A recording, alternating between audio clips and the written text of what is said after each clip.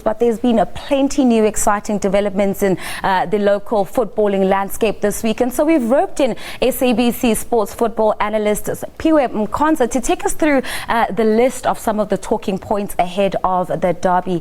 Mkhonza, welcome back to News Today. Thank you, Sphiwe. I'm good. Thank you. Now we hear of a move by striker Kermit Erasmus as far as Orlando Pirates is concerned. He's going to a French club. But then Coach Eric Tinkler throws in a spanner of the works. It's the first he's heard of it. What do you make of a situation like that? Yeah, obviously when deals are made, you sit with the chairman. The coach is the last person to know. But I think it's good. It's a good move for Kermit. It's been long overdue. He's been playing well. Last season, he's been amongst the top goal scorers. So it's very important that he has to test himself against the best. But when a coach has a player such as Kermit, you know, very, very influential in the team, is it not fair, or does it come off as the club management being unprofessional in that they don't seem to involve the coach, especially when it comes to his players? I think Pirates is one of the most professional teams. Pirates got quality. That is why Kermit left the way he left. But I can tell you now, they've got the replacement, and Pirates have got ammunition. I told you before that Pirates got a lot of quality players. So if a player goes, they don't have a problem. And what are Kermit's chances in the French league? And is this the right time for him to make a move? You see, I've always said that players, the mistake that they make when they get to other countries, they want to change the style of play. They play like he's in France. He plays like French people, and that's not you, because you're not going to play according to your strength, and you're not going to reveal yourself with umnandi. So Kermit, if he goes there and play according to his strength, he'll survive. Do you think he'll survive longer than about 2 years? He will survive. You'll see. Why? Because he's got the attributes, he's got the quality, and for me, if he's not gonna get there, like I say, change the position also, let him play to the position where he's suitable, and then it's good for him.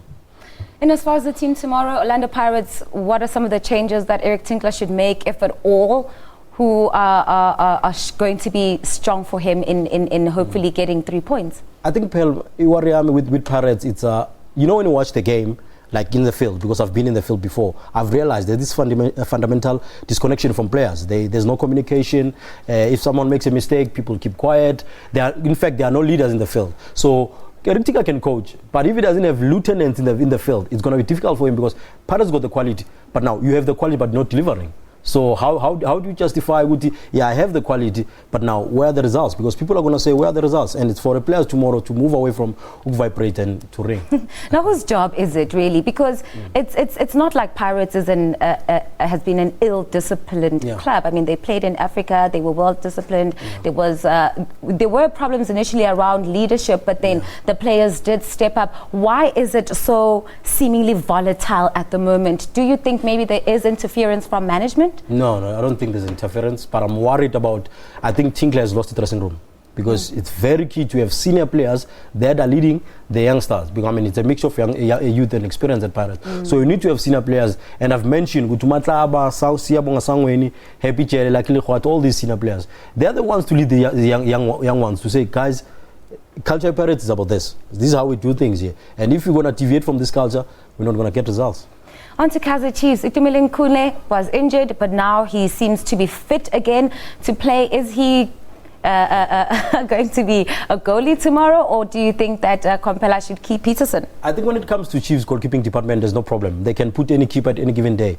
But now Kune has been their best player for the past 5 years. So you can't, as a coach, and say, let me put Kune aside and put the other ones in fact, let me start with the other ones. But I think Kune will start based on, this is not just any normal game. This is a different game.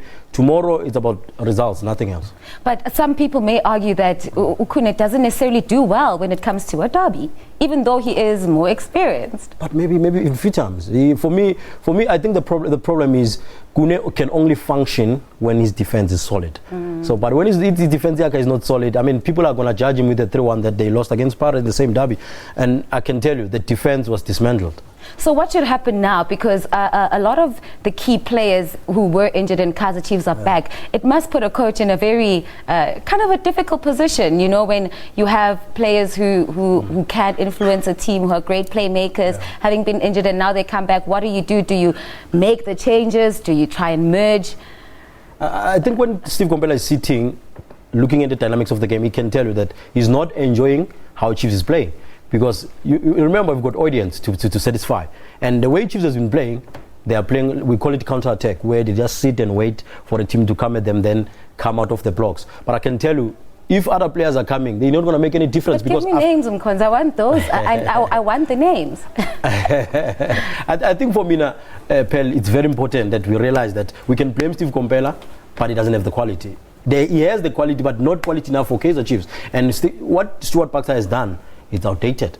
Now, Steve Kompela is the person to be blamed, because Vele Uyofigayo, he's the one who needs to give them the results, because for the past 3 years, Chiefs have been achieving the results that they wanted. So, but I think tomorrow, Shaba, very important to deliver. Yeye, very important to deliver, and obviously Kune.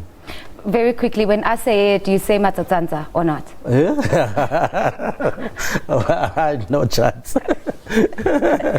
Well, the rumor mill has been going around that Yeye Letsolonyan of Kaizer Chiefs will be moving to Super Sports United. Mkhonza says absolutely no chance, but it remains to be seen.